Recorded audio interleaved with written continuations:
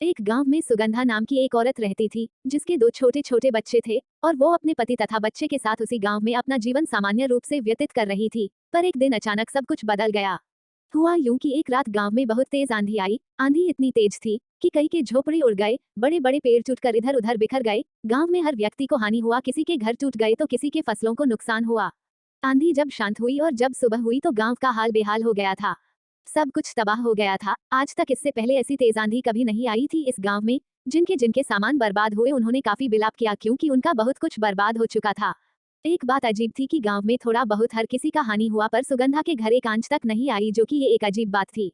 इस घटना के एक हफ्ते बाद जब कुछ गांव में सामान्य होने लगा, तभी सुगंधा ने कुछ अजीब सी बात गौर फरमाई। एक दिन सुगंधा तेज धूप में जब घर से बाहर निकली तो उसने गौर किया कि उस कड़ी धूप में उसकी परछाई नहीं बन रही है।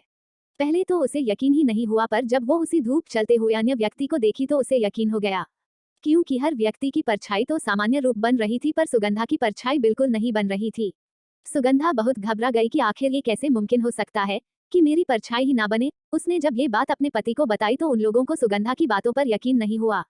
पर जब सुगंधा अपने साथ धूप में ले जाकर ये दिखाती तो उनके होश उड़ जाते हैं। सचमुच में उसकी परछाई नहीं बन रही थी। सुगंधा एवं उसके पति ने यही सोचा कि इस बात की भनक किसी को भी नहीं लगने देंगे, वरना गांव वाले उन्हें शायद डायन समझ जान से मार देते, और इसी डर से उन्होंने इस बात को किसी को भी नहीं बताई। सुगंधा इस बात को औरों से तो छिपा ली, पर अपने आप में घुट रही थी। सुगंधा की रातों की नींद उड़ गई थी। उसे हर वक्त ऐसा लगता था कि उसके शरीर से प्राण निकल गए हों। दिन में तो सुगंधा की परछाई नहीं बनती थी, पर रात के अंधेरे में उसे कई सारी परछाई अपने आसपास घूमती हुई नजर आती थी।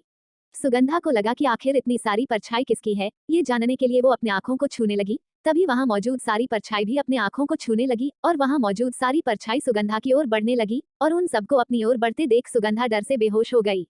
पर तभी वहां उसके पति आकर सुगंधा को बेहोश देख उसके चेहरे पे पानी की छींटे मारते हैं, जिससे सुगंधा होश में आ जाती है। होश में आने के बाद वो सारी बात अपने पति को बताती है, जिसके बाद वे लोग फैसला लेते हैं कि कल रात वो इस गांव को छोड़कर चले जाएंगे। कहावत है कि दीवार की भी कान होती है, और ये बात बिल्कुल सच साबित हुई। पता नहीं कैसे इस बात की भनक गांव वालों को लग गई थी, और अगली ही सुबह सभी गांव वाले एकजुट होकर सुगंधा के घर आ धमके। उन्होंने ने सुगंधा से कहा कि तुम बाहर आओ और इस धूप में खड़ी हो जाओ, और ये अगर ये बात सच निकली तो हम तुम्हें जीवित छोड़ेंगे। सुगंधा डर से रोने लगी। वो जानती थी कि आज उसकी मौत तय है। लोगों ने उसे धूप खड़ा किया तो देखा कि सच में उसकी परछाई नहीं बन रही थी। वहां मौजूद सारे गांव वालों के होश उड़ गए। वे सब समझ गए थे कि ये कोई डायन है।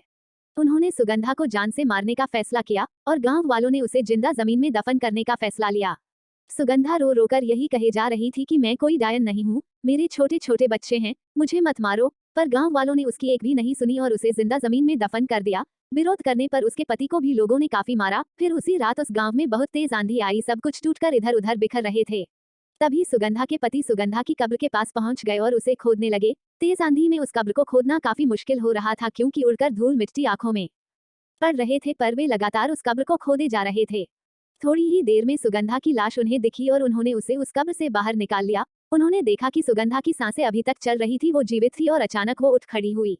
ये देख सुगंधा के पति के होश उड़ गए। उन्हें लगा कि आखिर ये कैसे हो सकता है। मैं तो उसकी लाश को यहाँ से कर जाना चाहता था, पर सुगंधा तो मुझे जीवित मिल गई।